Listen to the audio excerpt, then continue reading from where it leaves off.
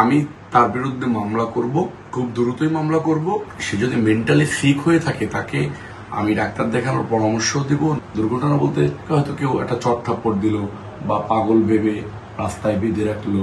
নাসিরউদ্দিন পাটোয়ারি একটা দলের সদস্য, তারা নতুন একটা দল করেছেন। তাকে নিয়ে নানান মন্তব্য আছে, বিতর্কিত মন্তব্য আছে। আমার কাছে মনে হয়েছে জাতীয়তাবাদী দল বিএনপি একটা বড় দল।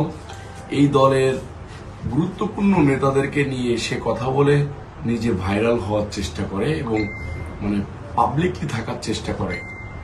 তার এলাকাতে দেখেছি তার বিরুদ্ধে জুতা মিছিল হয়েছে, ঝাড়ু মিছিল হয়েছে। যে নিজ এলাকাতে এরকম লাঞ্ছনার শিকার হয়েছে, সে বাংলাদেশের মানুষের কতটুকু আস্থা অর্জন করতে পারবে রাজনীতিতে আমার জানা নেই। দেখেন, আমি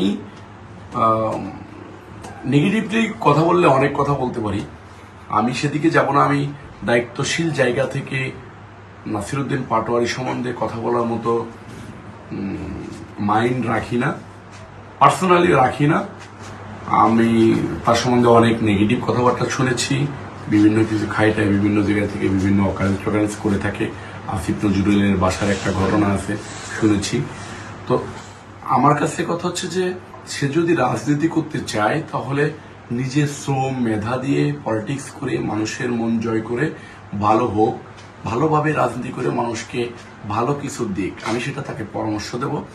বাট মানুষের কে কটু কথা বলে মিথ্যা প্রোপাগান্ডা ছড়িয়ে নিজেকে ভাইরাল করার টেন্ডেন্সি থেকে নাসিরউদ্দিন পাটোয়ারিকে বের হয়ে আসার আহ্বান জানাবো।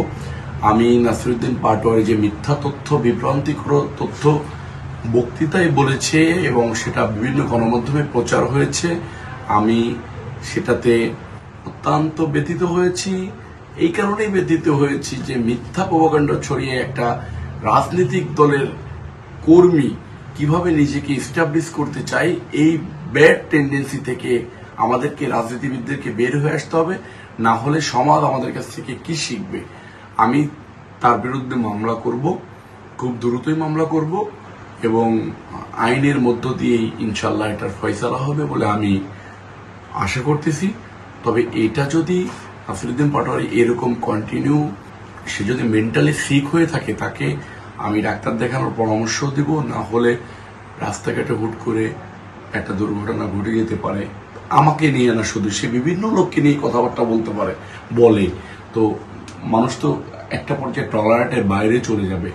যে কোনো প্রকার কোনো দুর্ঘটনা ঘটলে, দুর্ঘটনা বলতে হয়তো কেউ একটা চট থাপ্পড় দিল বা পাগল ভেবে রাস্তায় বেঁধে রাখলো, গাছের সাথে বেঁধে রাখলো, এটা রাজনীতিবিদদের জন্য এটা একটা অপমানজনক ব্যাপার হবে।